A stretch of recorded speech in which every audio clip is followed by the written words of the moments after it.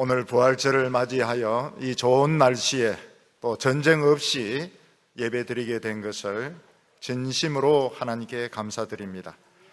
이번 부활절 예배를 통해서 우리 성도들의 마음속에 남아 있었던 죽음의 공포, 전쟁의 공포, 질병의 공포가 다 없어지고 기쁨의 새 인생을 시작하는 부활절이 되시기 바랍니다.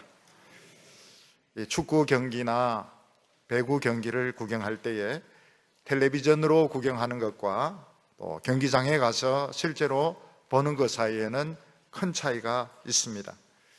이 텔레비전에서 경기를 구경할 때 보면 이 카메라가 공을 가진 사람만 따라가면서 보여주기 때문에 주로 이 공만 보게 됩니다. 근데 실제로 경기장에 가서 이 축구 경기나 배구 경기를 보면 그 공을 가지지 않은 다른 선수들이 움직이는 그 경기 전체의 흐름을 보게 되는 것입니다. 대개 지는 팀은 보면 선수가 공을 가지고 있어도 줄 데가 없습니다.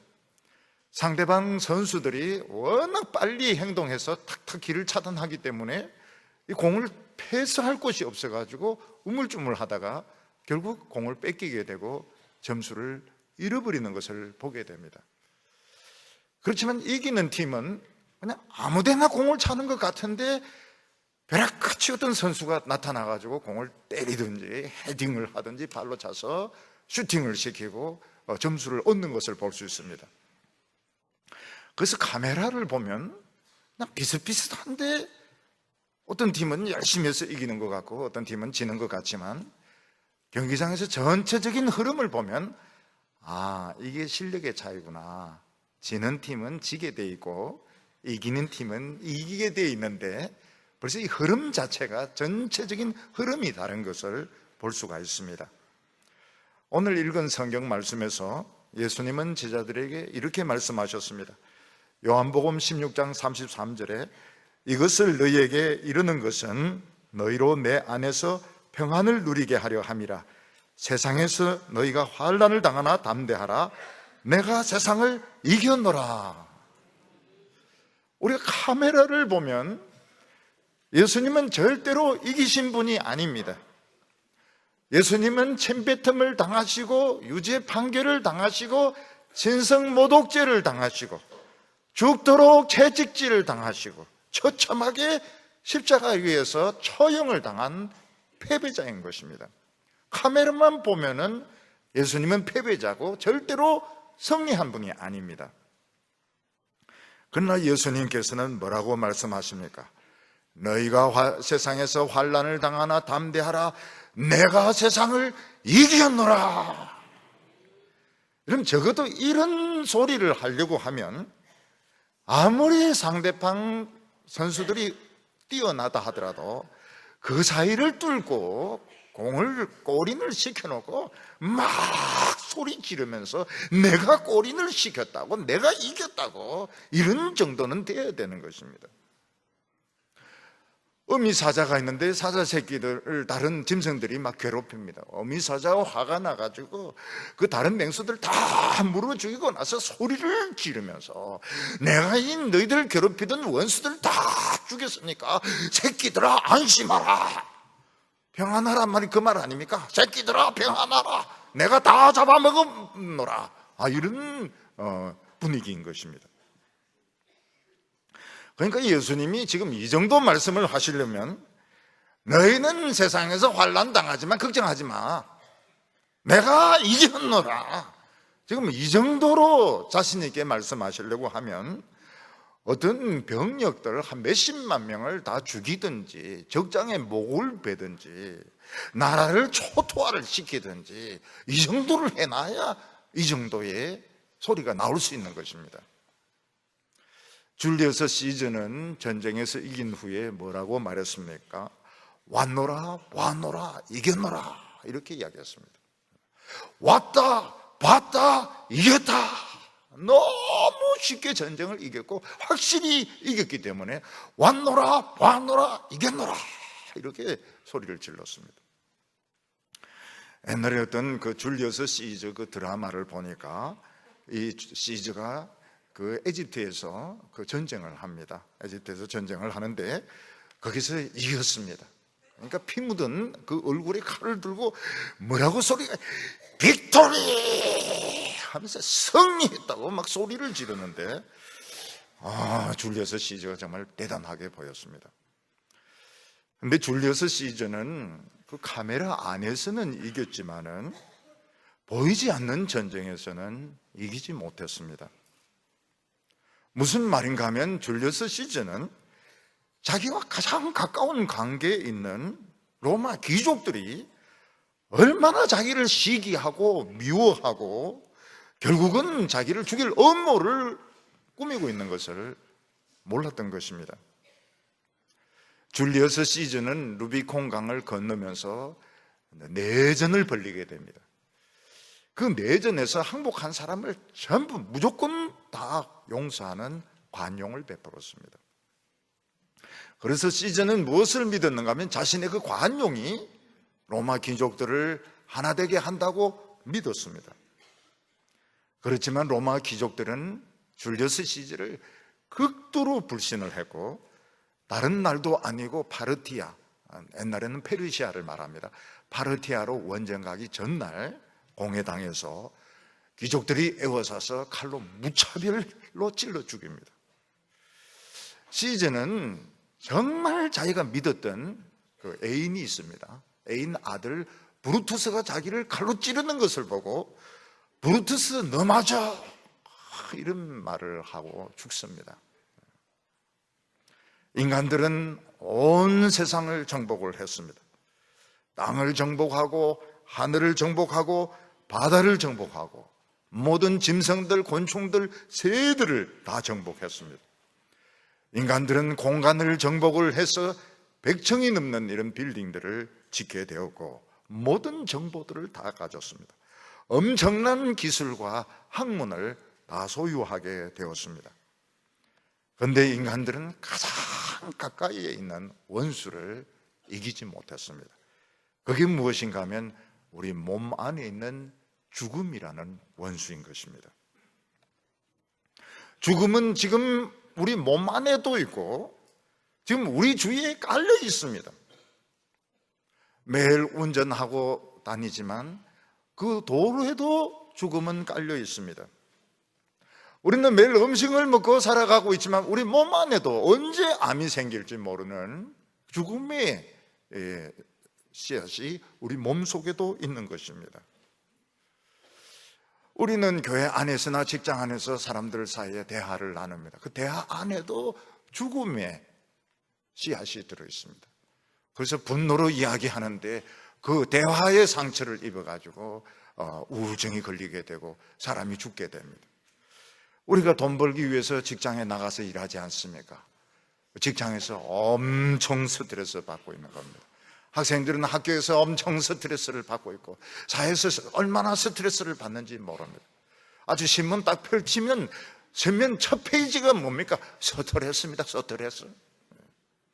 우리가 스트레스 받는 건 매일 독약을 한 사발씩, 지금 한약을 한 사발씩 마셔도 지금 죽을까 살까 하는데 지금 독약을 매일 한 사발씩 마시니까 전부 다 지금 다 죽어가고 있는 것입니다.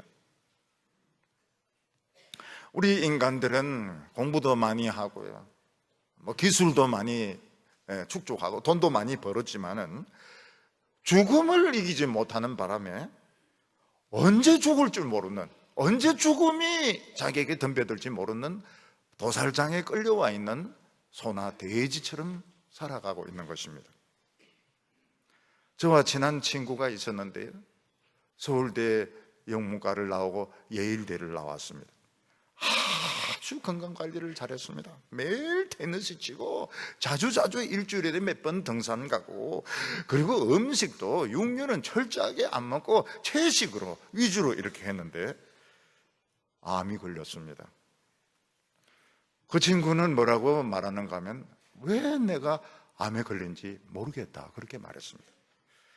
그리고 그 친구가 정말 무식한 이야기를 했습니다. 서울대 영문과 나오고 예일대 나오고 박사 받은 사람이 제일 무식한 이야기를 했습니다. 무슨 이야기를 했습니까? 재수 없으니까 암 걸린다 그런 말을 했습니다. 그러면 이건 학문도 아니고 과학도 아니고 아무것도 아닙니다. 그거는 서울대 나올 필요가 없어요. 재수 없으면 죽는다. 이건 누구든지 다 할 수 있는 이야기인 겁니다. 지금 우리가 지금 그런 형편에 있어요. 그렇게 공부 잘해가 서울대 나오고 하버드 내오고 박사 받고 이런데 내린 결론이 뭔가 하면 재수 없으니까 죽더라.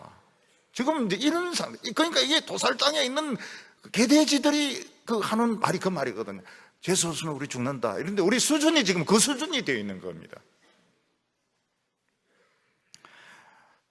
사람이 치료할 수 없는 그런 병 가운데서 어떤 의사가 열심히 실험을 해가지고 그 바이러스를 이길 수 있는 백신을 개발했다 하십시다. 그러면 카메라는 아무것도 안 보입니다. 그는 아무것도 안 한 것 같습니다. 그렇지만 그는 뭐라고 해요? 나는 이 병을 이겼다 이렇게 말하고 있습니다. 백신을 개발했기 때문에, 그 바이러스를 죽일 수 있는 백신을 개발했기 때문에 나는 이 전염병을 이겼노라 이렇게 말할 수 있는 것입니다. 그래서 이 카메라로 보는 거하고 경기장에 가서 보는 거하고는 많은 차이가 있습니다. 요즘 현대 의술이 얼마나 발달했는가, 또 백신이 얼마나 많이 개발되었는가 하면 죽어가는 수천만 명의 사람이 살립니다. 옛날에는 심장병 수술하면 다 죽는 거로 생각했는데 요즘은 심장병 수술을 얼마나 잘하는가 하면 심장이 크면 줄여줍니다. 바지 줄이듯이 줄여주고요. 그 안에 이거 판막 다 갈아 끼우고 이렇게 갈아 끼우고 저렇게 갈아 끼우고 딴 사람 심장 갖다 붙이기도 하고 별짓을 다 합니다.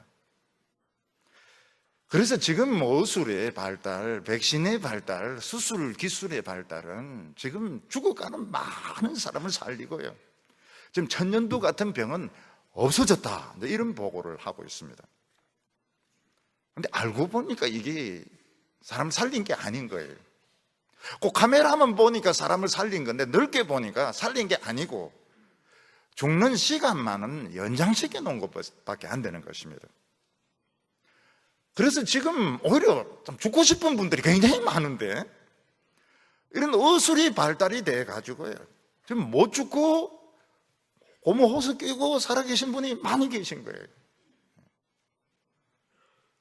지금 이런 수술의 발달, 심장 수술의 발달, 그리고 여러 가지 의료 시스템의 발달이 사람이 당장 죽는 것은 막았는지 모르겠지만 죽는 시간만 연장을 시켜놨기 때문에 결국은 노화 오고 결국 치매가 오고 결국 파킨슨氏병이 오고 이렇게 해서 결국 못 죽고 지금 질질질 끌고 있는 이런 상황에 있는, 살린 게 아닌 것입니다. 그래서 인간이 노화의 원인이 뭐냐, 살리려면 확실하게 살리든지 이렇게 해야지. 지금 확실하게 살리지 못하고 질질 끌고 있는데 지금 노화의 원인이 뭐냐, 파킨슨氏원인이 뭐냐, 사망의 원인이 뭐냐, 이걸 인간은 못 풀고 있는 것입니다. 오늘 여기 첫 번째로 성경이 말씀하고 있는 것은 우리 인간이 얼마나 뛰어난 피조물인가 하는 것입니다. 여러분, 우리가 그냥 보통 사람으로 생각하고 있지만 사실 우리 사람 한 사람은 피조물 중에서 최고의 피조물입니다. 요즘 과학이 발달해가지고요, 자율 운전하는 자동차를 만들고 또 많은 로봇들을 만들어서 수술도 하고 기계 조립도 하고 지금 그런 형편에 있습니다. 그런데 인간의 뛰어난 점이 뭔가 하면 스스로 선악을 판단해서 행동한다는 것입니다. 무엇이 옳고 틀리고를 인간은 스스로 인식하고 판단해서 행동을 하는 최고의 피조물입니다. 얼마 전에 자동차 회사가 자율 운전하는 그런 자동차를 개발해서 운전하는데 사람을 인식하지 못해서 치어서 죽였습니다. 아무리 구글이 발달하고 컴퓨터 기술이 발달하는데 어떤 때는 물체 인식이 안 되는 것입니다. 컴퓨터 이 로봇 가지고 수술을 하고 로봇 가지고 기기를 조작해도 이건 다 사람이 입력을 시켜서 하는 거지 자기가 판단하는 것이 아닙니다. 자기 스스로 판단해서 움직이는 그런 로봇은 지금 어느 수준인가 하면 어린애보다 훨씬 더 낮은 수준입니다. 그래서 계단을 올라가는 수준, 공을 아주 느린 속도로 차는 수준, 컵 가져오라면 컵 안 깨고 가져오는 수준.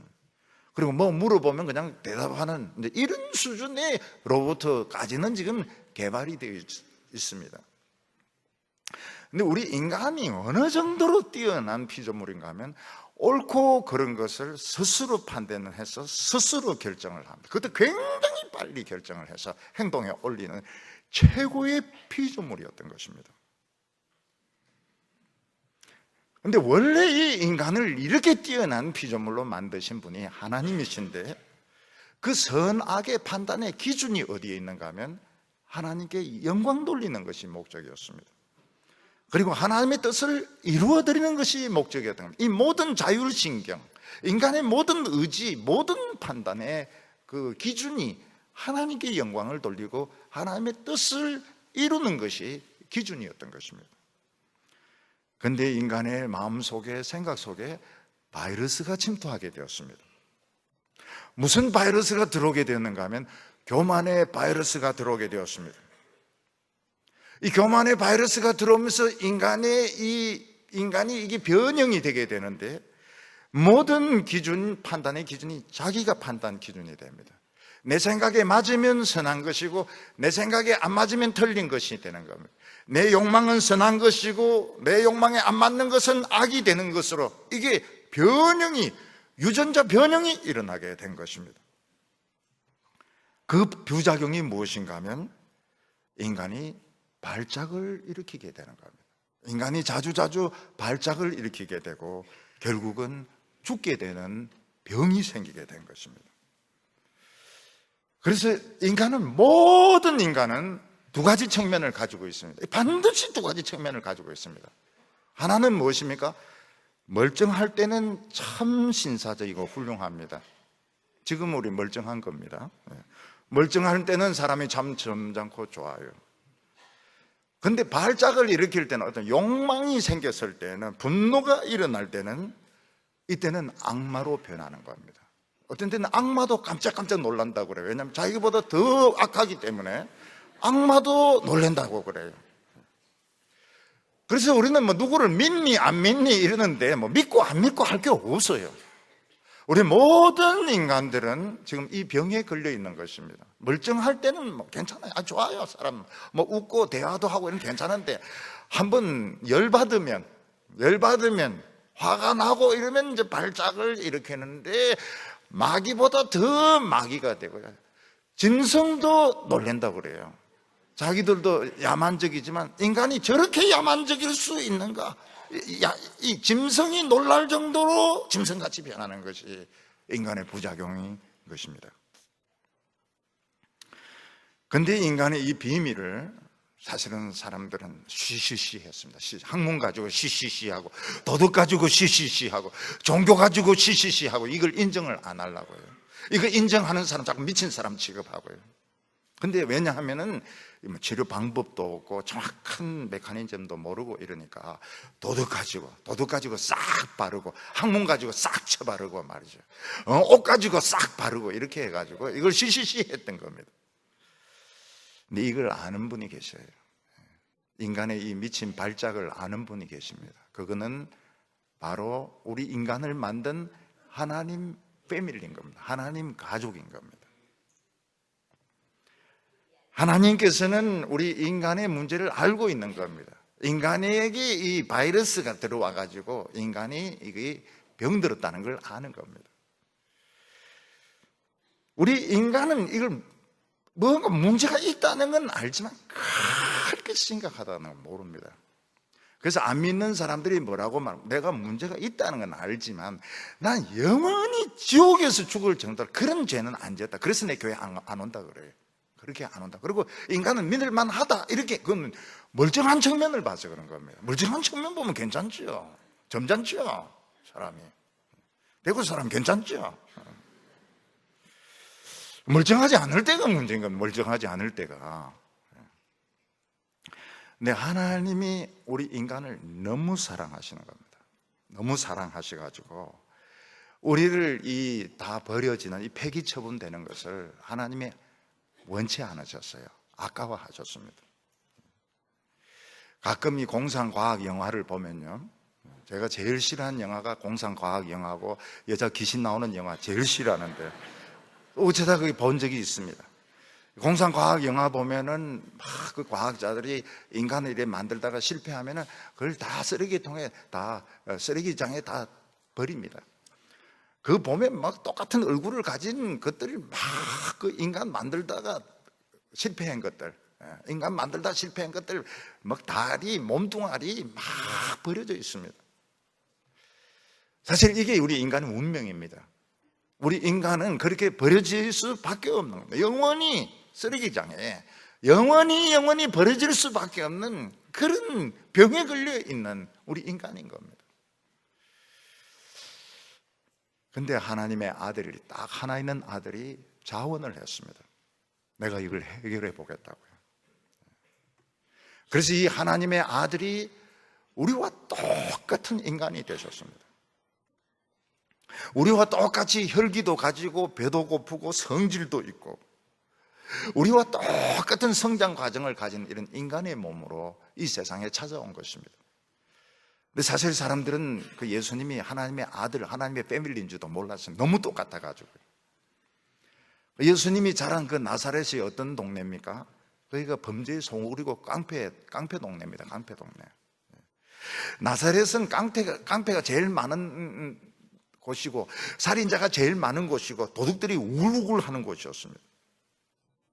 그래서 예루살렘 사람들은 갈릴리 사람들 전체를 범죄자로 취급을 했습니다.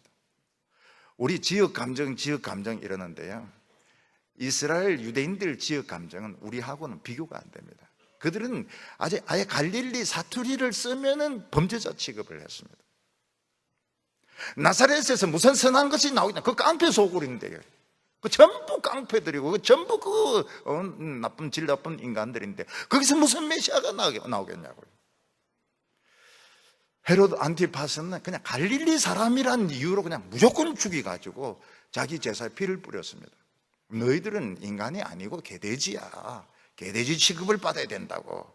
그냥 무조건 아무나 무작위로 잡아가지고 죽이고 피를 제물에 뿌렸던 적이 있었습니다.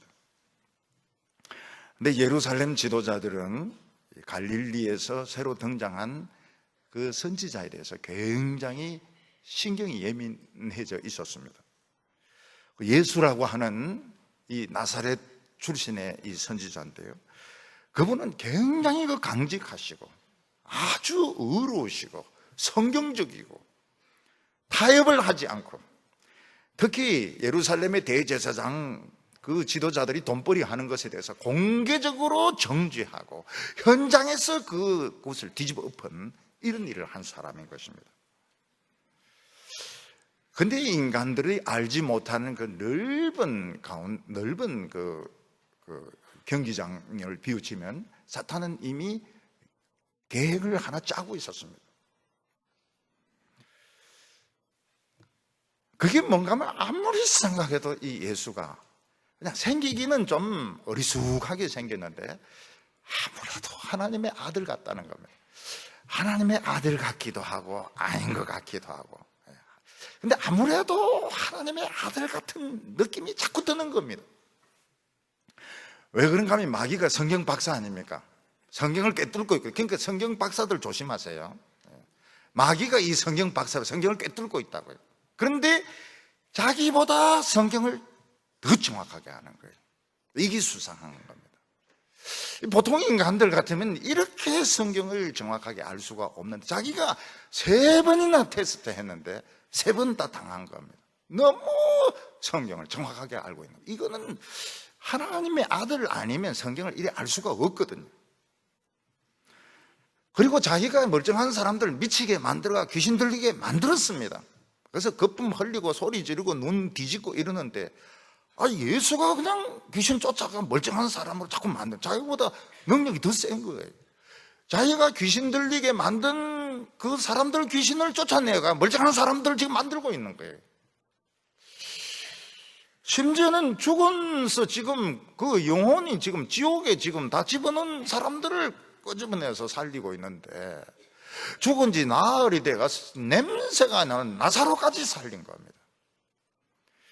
그러니까 이 사탄도 이게 아무래도 하나님의 아들 같은 거예요. 생긴 기는 어리숙하게 생겼는데 이게 보통이 아닌 거예요. 근데 아직 이게 실권을 못 쥐고 있는 겁니다. 예루살렘 사람들하고 손을 잡아야 되는데 예수가 머리가 좀 모지라는 거예요. 예루살렘 사람들하고 손 딱 잡으면 못 건드리는 겁니다. 이 지식, 이 기적, 거기다 정치권까지 가지면 아무도 못 건드리는. 근데 이 예수가 좀 머리가 모질해가지고 자꾸 예루살렘 대제사장들하고 트러블을 일으키는데 요때 싹 죽여버리자 이거죠. 아무래도 하나님의 아들 같은데 요때 싹 죽여버리자. 그러면 하나님의 아들이 죽어버리면은 하나님은 상속자가 없어지잖아요. 그러면 지구는 내 거나 내인데 화성, 목성 사람 못 사는 거 저거는 이제 딴 천사들 가지라고 하고 요 지구, 요 인간들은 이제 내가 차지하면 안 되겠나. 요게 이제 사탄의 계산이었던 겁니다. 하나님의 아들이라면 틀림없이 상속자인데 아직 요 힘을 못 가지고 있을 때 싹을 잘라버리자, 죽여버리자. 그러면 상속자가 없으니까 내가 이거 가지는 거 아니냐. 요게 이제 마귀의 계산이었던 겁니다. 그래서 마귀는 대제사장들과 유대 지도자들을 충동질 해가지고 화닥닥 해쳐버립니다. 화닥닥 해쳐버려요. 그 더 없는 찬스가 뭔가 하면 그 예수 제자 중에 하나가 정신 나간 놈이 자기 발로 찾아와서 선생을 팔겠다는 거예요. 돈 주면 선생을 팔겠다는 거예요. 세상에 굴러 들어온 떡이 이런 떡이 어디 있습니까? 그래서 대제사장과 유대 지도자들을 시켜가지고 밤중에 체포를 합니다. 밤중에 체포를 해가지고 이른 새벽에 공회를 엽니다. 산에 들인 공회를 열어가지고 예수를 신성 모독죄로 정죄를 하고 이른 아침에 그 로마 총독 빌라도에게 몰려가가지고요. 그래서 사람들을 선동하면 지금처럼 막 정치인들이 얼마나 사람들을 선동합니까? 그런 식으로 사람들을 막 선동하고 구호를 외치게 하고 소리 지르게 하고 이렇게 해서 예수를 십자가에 처형하는데 성공을 한 것입니다. 대제사장의 하인들은 예수님의 얼굴에 침을 뱉었습니다. 그의 머리털을 쥐고 흔들었습니다. 네가 메시아냐고 머리채를 잡고 흔들었습니다. 로마 군인들은 예수를 채찍으로 얼마나 두들겨 팼는지 등이 찢어져가 뼈가 보일 정도로 그런 정도로 채찍질을 했습니다. 그리고 십자가에 못 박아서 죽이는데 성공을 했던 것입니다. 하나님의 아들이면 성공이고 혹시 하나님의 아들 아니래도 그거는 원래 갈릴리 인간들은 개돼지 취급당하는 거니까 손해볼 건 하나도 없었던 것입니다.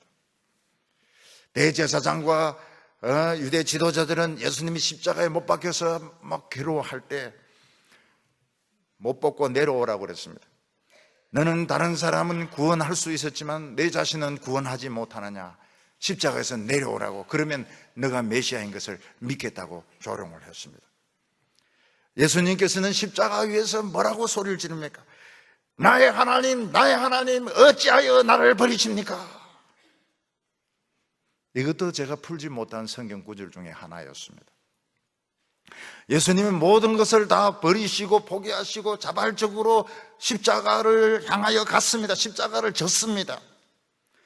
그런데 십자가 위에서는 왜 나의 하나님 나를 버리십니까? 이렇게 원망에 섞인 그런 말을 하냐 이거죠. 어찌하여 나를 버리십니까? 그게 이해가 돼요. 어떻게 이해가 됩니까? 예수님이 십자가 위에 못 박혀서 죽지만 그래도 하나님의 아들이기 때문에 하나님이 조금은 봐주실 줄 알았던 거예요. 봐주실 줄로. 그래서 천사가 와서 발 좀 받쳐주거나 아니면 천국에도 진통제라는 게 있지 않습니까? 그래서 조금 덜 아프게 좀 해주거나 또 이 같이 멜루간도 약간 헐겁게 좀 해주거나 좀 그렇게 좀 해주면 어떻습니까? 그래도 아들인데. 근데 하나님이 진짜 안 봐주신 겁니다.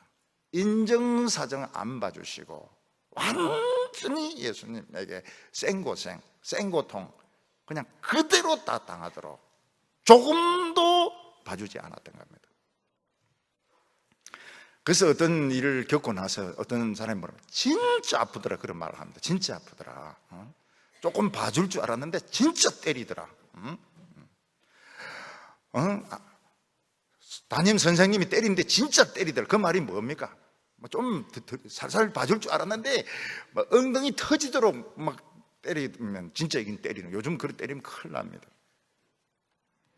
우리 장모님 한 분이 이제 수술을 받으시는데요, 그 수술하는 의사가 후배입니다. 후배, 아주 잘하는 후배입니다. 좀 봐줄 줄 알았어요. 안 봐주고 막 팍 비내는 바람에, 진짜 비내는 바람에 아파서 죽는 줄 알았다는 거예요. 진짜 이놈이 비내더라. 전에 어떤 분이 이제 코뼈가 부러져가지고 의사인데 상담을 했습니다. 이 코뼈 수술하는데 아픕니까? 안 아픕니다. 하나도 안 아픕니다. 이거 막 간단합니다. 그래서 그 사람이 이제 수술 받았는데 그 안에 막 그 망치 넣고 그 끌 넣고 막 때리는데 막 뇌가 울리고 진짜 죽는 줄 알았어요. 얼마나 아픈지 막 울었다는 거예요. 울고 이를 갈고 막. 그래 나중에 의사 선생님한테 물었다는 거예요. 안 아프다 했는데 왜 이리 아프냐고. 그러니까 그분이 의사 말을 믿으면 안 되죠, 이렇게 하더라고요. 그러니까 예수님도 인간이기 때문에 지푸라기라도 잡는 심대, 진짜 하나님이 조금은 도와주실 줄 알았다는 게, 조금이라도 조금은 덜 아프게. 근데 진짜 안 봐주더라는 겁니다. 정말 한 방울도 안 봐주더라는 겁니다. 하나님 진짜 내를 이렇게 버리십니까? 정말 하나님이 안 봐주신 거예요. 모든 고통을 생짜배기로, 거기서 지옥의 고통, 거기서 그 육체적인, 여러분이 못이 박힌 거 배에 내는 것보다 더 훨씬 배에 내는 게 덜 아플 겁니다. 못 박혀가지고 있는 것보다도. 여러분이 유대의 햇빛이 우리 햇빛하고 같습니까? 우리 여름에 땡볕에 나가 있어도 죽을 지경인데 유대 땡볕이 우리 땡볕하고 같습니까? 물 한 모금 못 마시고 거기서 막 타들어가는데 내가 목마르다고 진짜 입이 타들어갔던 것입니다. 하나님은 예수님에게 인정사정 봐주지 않았습니다. 하나님의 아들이라고 해서 봐준 거 없습니다. 하나님 진짜 나를 버리시네요. 진짜 인정사정 없이 나를 버리시네요. 그게 예수님의 답변이었던 것입니다. 오늘 여기 세 번째로 이 십자가에 무슨 비밀이 있느냐 하는 것입니다. 예수님께서 갈릴리에서 처음 복음을 전할 때에 성경은 이렇게 기록을 하고 있습니다. 마태복음 4장 16절에 흑암에 앉은 백성이 큰 빛을 보았고 사망의 땅과 그늘에 앉은 자들에게 빛이 비치었도다. 예수님이 복음 전하기 전에 갈릴리 땅은 흑암이 덮인 곳이었습니다. 전염병이 안개처럼 덮고 있는 것이었고 반역의 소굴이었고 거기 사람들은 살인자들이 수두룩했습니다. 거기에 살고 있는 사람들은 무슨 불안을 가지고 있으면 여기 좀 오래 있으면 난 반드시 죽는다. 나는 병에 걸려서 죽든지 칼에 찔려 죽든지 돌에 맞아 죽든지 나는 죽는다. 그런 사망의 그늘과 불안의 속에서 사람들이 살고 있었던 것입니다.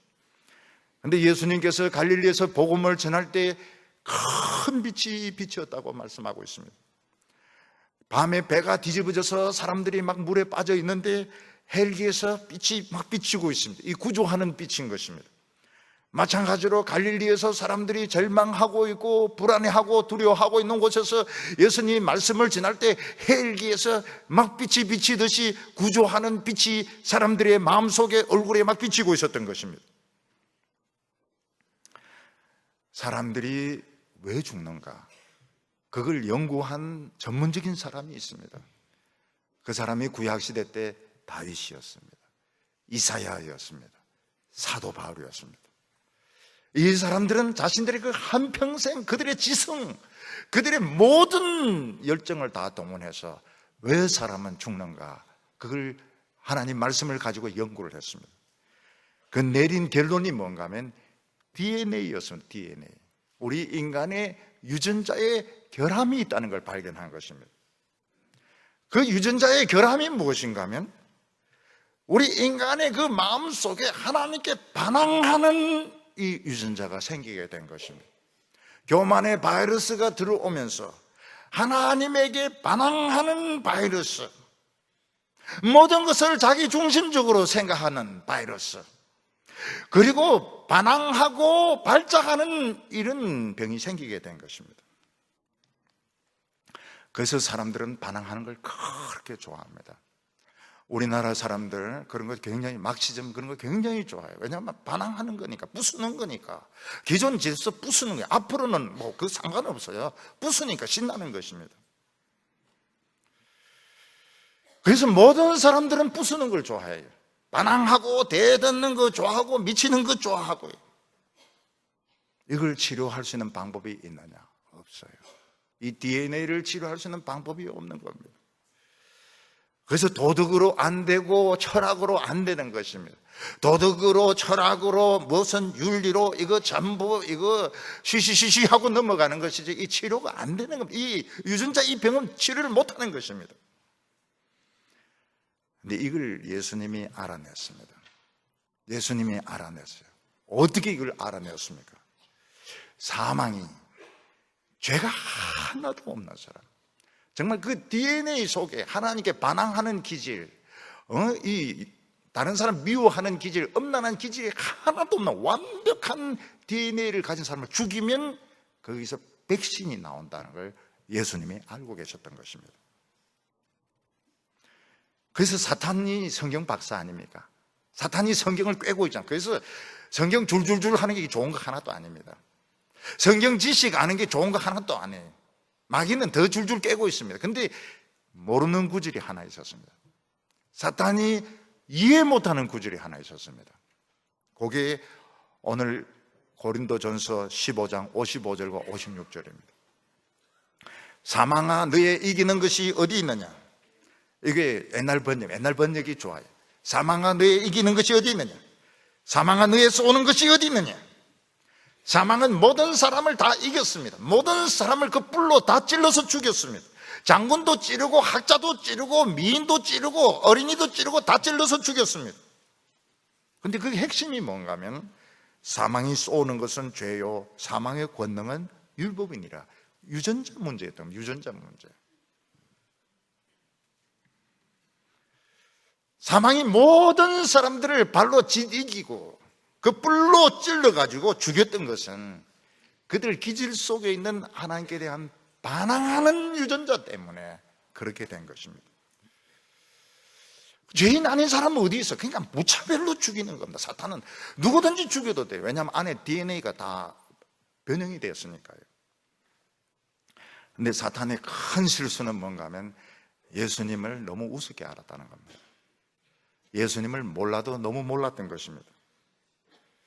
예수님이 탄생한 곳이 어디입니까? 우범지역 아닙니까? 갈릴리, 그 중에서도 나사렛, 우범지역 중에 우범지역 아닙니까? 그 전부 그 아이들 다 불량한 아이들 아닙니까? 깡패들 아닙니까? 유대인들은 갈릴리 사람 죽는 것은 신경 아무도 안 씁니다. 그건 뭐 사람도 아니니까요. 그래서 사탄은 예수님을 우습게 알고 유대의 지도자들을 충동질 해가지고 그냥 순식간에 하루밤 사이에 저녁에 체포해가지고 새벽에 회의를 열고 그리고 오전에 사형 판결을 내리는 겁니다. 유대인들은 예수님의 얼굴에 침을 뱉었고 그의 머리털을 뽑았고 그를 얼굴을 때렸고 결국은 십자가에 못 박아서 죽었어요.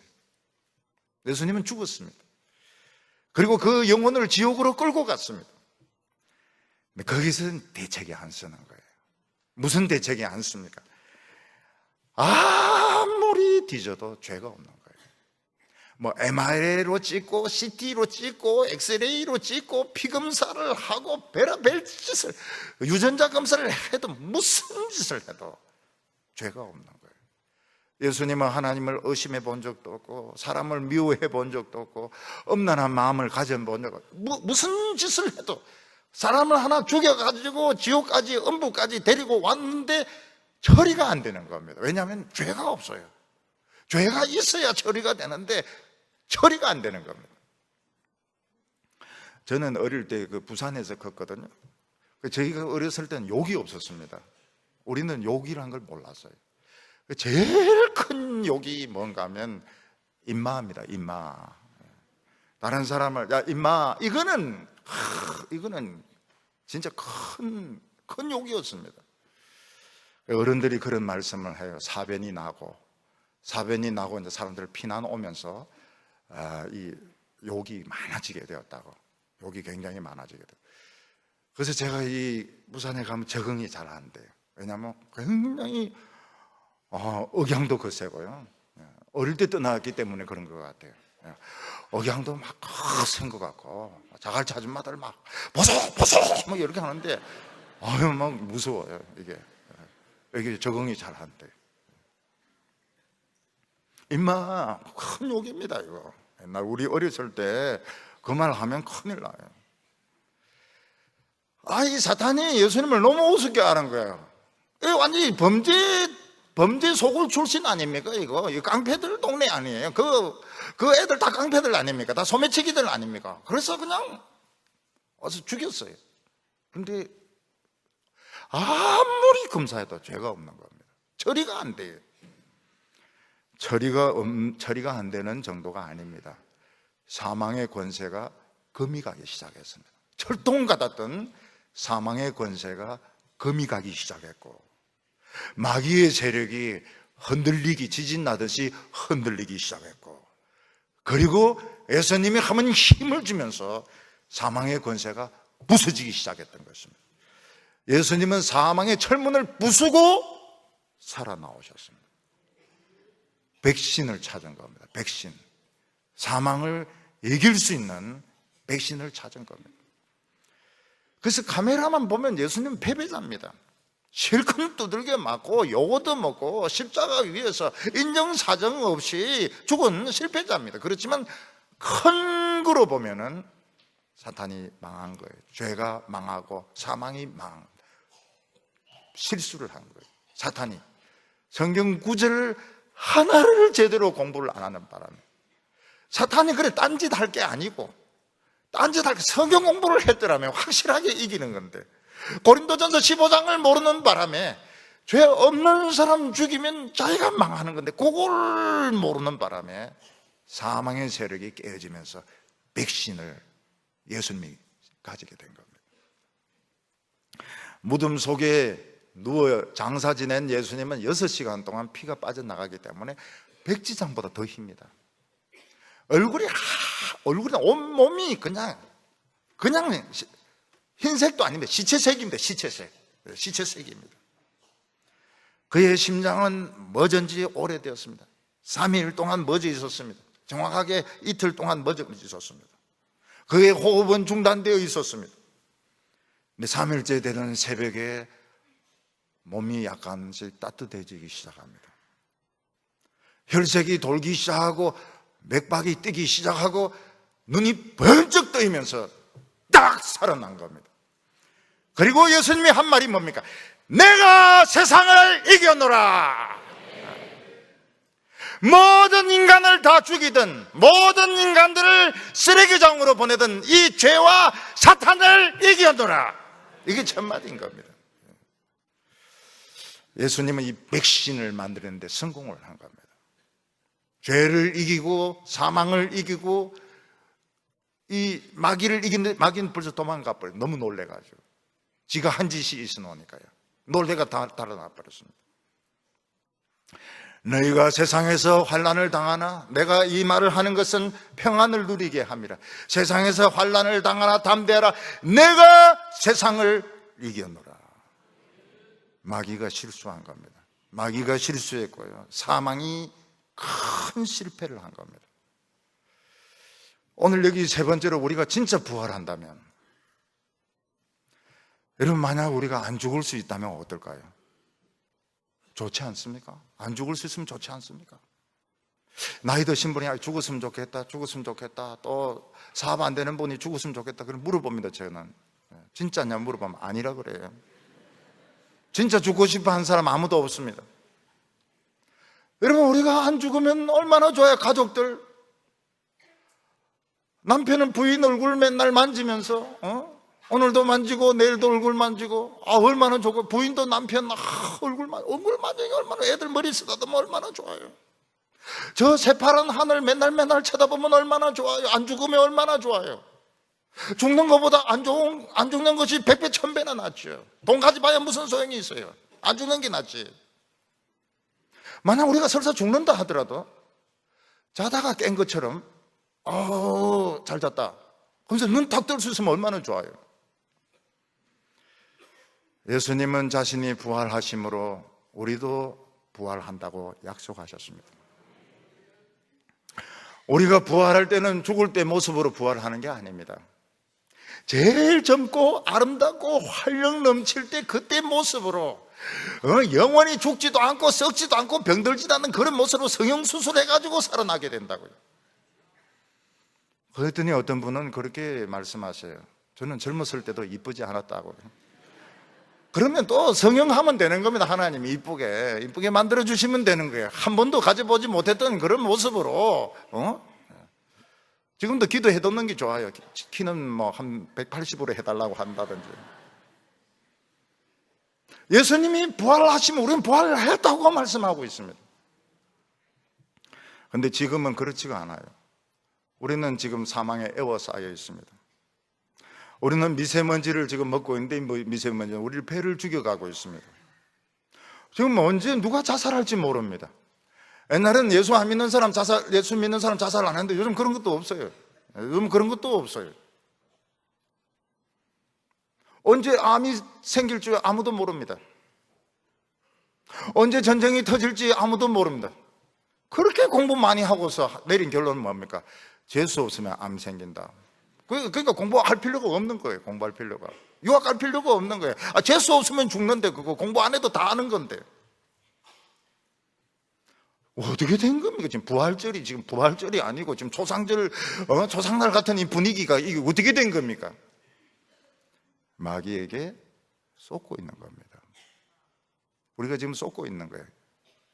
목사들도 쏟고 있고 장로들도 쏟고 있고 교인들도 쏟고 있고 다 쏟고 있는 것입니다. 마귀는 이미 쫓겨났어요. 아무 실권이 없습니다. 그런데 실권이 있는 것처럼 행세를 하는 거예요. 부활이 아무것도 아닌 것처럼. 부활절 아무것도 아니다. 부활절 그냥 행사다. 부활절 아무것도 아니다. 행사다. 마라톤도 하고 부활절도 지키고 똑같은 거다. 띨놈 뛰고 노래 부르는 노래 부르고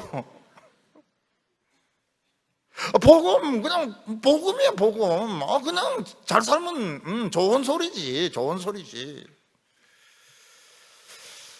마귀가 지금 또 음모를 지금 꾸며가지고 지금 속여놓은 겁니다. 잔뜩 속여놔요. 교회를 속여놓고 목사들을 속여놓고 교인들을 다 속여놓은 것입니다. 만약 우리가 진짜 부활한다면 돈이 필요 없습니다. 돈 필요 없어요. 돈에 집착할 이유가 없어요. 우리 예수 믿는 사람이 돈에 집착할 필요가 없고요. 명예를 쓸 필요가 없습니다. 명예 가지고 저 쓰레기통에 들어가는 것보다도 살아나는 게 훨씬 낫지요. 성형수술 시켜준다는데. 감투가 왜 중요합니까? 기독교에서도 감투가 왜 필요해요? 기독교 안에서 감투가 왜 필요합니까? 명예가 왜 필요합니까? 돈이 왜 필요합니까? 우리가 진짜 부활한다면, 진짜 부활의 능력을 지금 가지고 있다면 그거 필요가 없어요. 좀 속아서 지금. 그래서 지금 예수 믿는 사람들이 보면 너무 세상 사람들하고 똑같고 더 세상 사람이에요. 세상 사람보다 더 세상 사람입니다. 그러니까 부활절이 초상절 장례식 분위기인 거예요. 우리가 진짜 부활을 믿는다면 지금 기뻐서 미쳐야 됩니다. 죽을 사람이 살았으니까 얼마나 지금 좋습니까? 막 미쳐야 되는 거예요. 예수님 부활하셨다. 나도 부활한다. 나도 성형수술 받는다. 미쳐야 되는데 너무 정상적이에요. 기독교인들 너무 정상적입니다. 돈 받을 거 못 받는 거 기억하는 거 보면 굉장히 정상적이고요. 남이 내인데 못된 소리 기억하는 거 보면 거의 천재적으로 정상적입니다. 말싸움 하는 거 보면 한마디도 안 지죠. 한마디도 안 지죠. 부활 안 믿는 거예요. 쏟고 있는 겁니다. 쏟고 있어요. 진짜 부활절이 되려고 그러면요, 정말 예수님이 해놓은 그 백신이 우리 속에 들어오면 어떻게 됩니까? 미칩니다. 그래서 예수 믿는 사람은 미친 것이 정상적이에요. 혹시 예배 시간 누구 중얼중얼 하면 그냥 내버려 두세요. 그거 정상적이니까요. 예배 방해, 그게 괜찮아요. 그거 뭐, 백신이 좀 많이 맞은 모양이죠, 오늘은. 부활절이라서 좀 센 거 맞은 모양이죠. 그 CC를, 20cc를 오늘 맞은 것 같아요. 성령의 그거를. 내버려 두세요. 중얼중얼 하더라도. 그거 정상적인 거니까요. 오늘 기독교인들 보면 너무 정상적이에요. 세상 사람보다 더 정상적이고, 더 계산적이고, 더 말 잘하고, 속아서 그런 겁니다. 미치기 바랍니다. 오늘부터는 비정상적으로 믿으시기 바랍니다. 돈이 뭔지도 모르고요. 돈 손해봐도 희죽희죽 웃고요. 돈 떼이도 희죽희죽 웃고, 아유, 감사합니다. 부활이 있습니다. 돈 떼이도 희죽희죽 웃고요. 누가 욕해도 땡큐 베리 마치 그렇게 하고요. 말이죠. 그러면 누가 놀랍니까? 마귀가 놀랍니다. 진짜 백신 맞은 것들이 있구나. 그냥 말로만 예수 믿는다고 생각하고, 이 기독교 이거 말로만 믿고만 부활절이 행사, 사람 몇만 명 모였다고 막 자랑하고 말이죠. 막 계란만 작살내는 줄 알았더만은. 진짜 이 미친 인간들이 있구나. 진짜 이 미친 것들이 있구나. 마귀가 달아나고, 전쟁이 달아나고요. 암이 달아나고요. 우울증이 달아나고요. 우울증도 분위기가, 머리가 괜찮아요. 우울증이 오죠. 그냥 생각 없는 사람은 우울증이 오지를 않습니다. 우울증이 뭔지를 몰라요. 너무 머리가 좋으니까 우울증. 그러니까 우울증이 오는 분은 벌써 IQ가 140 넘는 사람이에요. 머리 나쁜 저 같은 사람은 오다가 또 그냥 안 와요. 그래서 오늘부터는 우리 교인들 미치기를 바랍니다. 계단 내려가면서 정상적이 되면 안 돼요. 주차장에 가서 누가 또 내 차 끌고 나왔나, 이건 정상적인 겁니다. 끌고도 희죽희죽 웃고 말이죠. 끌고도 웃고 말이죠. 발 밟아도 웃고 말이죠. 이게 예수 믿는 게, 이게 부활절이죠. 미쳐야 되는 겁니다. 그래서 오늘 미치는 연습을 하겠습니다. 오늘 미친 연습이 되는가 안 되는가, 마귀가 놀라는가는 한번 보겠습니다. 자, 손을 한번 다 들어보시기 바랍니다. 번쩍, 이 조금, 이건 정상적이에요. 번쩍 들어야 미친 겁니다. 번쩍 해가, 두 번 하겠습니다. 마귀가 놀라도. 예수가 부활하셨다. 이게 지금 좀 정상적이에요. 좀 더 미쳐야 돼. 자, 번쩍. 마귀가 놀라. 예수가 부활하셨다. 한 번 더. 예수가 부활하셨다. 할렐루야. 이제 됐어. 박수.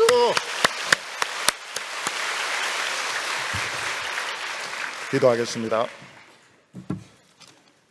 거룩하신 하나님 아버지, 예수님을 살려주신 것을 믿습니다. 영원히 쓰레기통에 버려질 저희들을 하나님께서 살려주신 줄 믿습니다. 이제 저희들이 돈 걱정, 사람들과 싸우는 걱정 하지 말게 하여 주시고, 그냥 좋아서 미치게 하여 주시옵소서. 하나님께 감사하면서 미치게 하여 주시옵소서. 마귀가 달아나게 하여 주시고, 전쟁이 달아나게 하여 주시옵소서. 예수님의 이름으로 기도하옵나이다.